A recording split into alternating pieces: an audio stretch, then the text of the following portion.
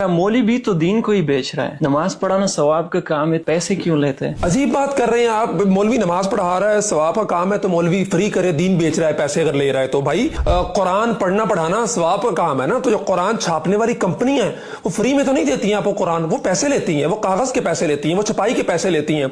हज करना सवाब का काम है, फर्ज है। ट्रैवल एजेंसियां आपको मुफ्त में तो हज पे नहीं भेज देती, वो पैसे लेती हैं ना आपसे। जहाज वाले पैसे लेते हैं आपसे। मस्जिदें बनाई जाती हैं, अंदर नमाज होती है, कुरान पढ़ा जाता है, सारे नेकी के काम होते हैं।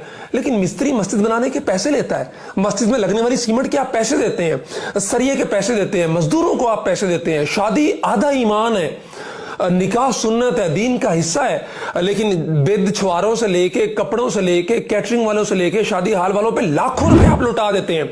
लेकिन अगर मौलवी को 5,000 रुपया, 10,000 रुपया, निकाह जिसने पढ़ाना है, आपके इस रिश्ते को हलाल करना है, अगर आपको देनी पड़ जाए तो आपको मौत पड़ जाती है।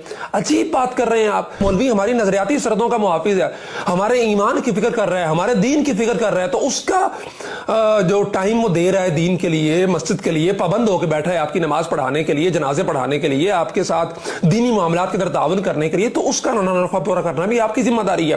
15-20 साल मौलवी बेचारे को हो गए, 15,000 20,000 रुपए तनख्वाह पे जो है ना वो नमाजें पढ़ाते हुए, आपकी दीनी जरूरियात का ख्याल करते हुए, अगर उस बेचारे ने तंग आके महंगाई के हाथों कह दिया आपको कि यार कुछ तनख्वाह बढ़ा दे, तो फौरन आपके मुंह पे आ जाता है कि जनाब ये दीन को बेच रहा है। अजीब बात है, बाकी किसी को नहीं आप कहते हैं। तो इस रविश को बदलना होगा।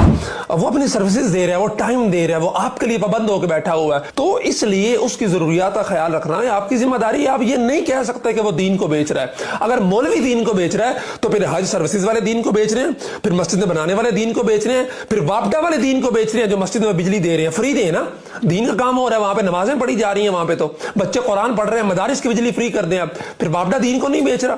फिर ये शादियों वाले, कैटरिंग वाले, शादी हालों वाले और दीगर साजो सामान तैयार करने वाले दीन को नहीं बेच रहे हैं। एतराज सिर्फ मौलवी